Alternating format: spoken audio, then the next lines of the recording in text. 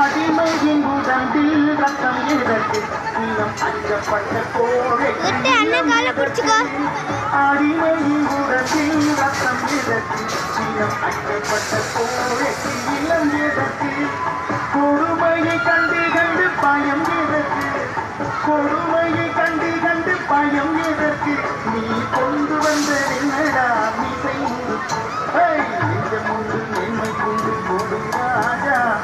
தினம் வரும் காத்திருந்து பாரு ராஜா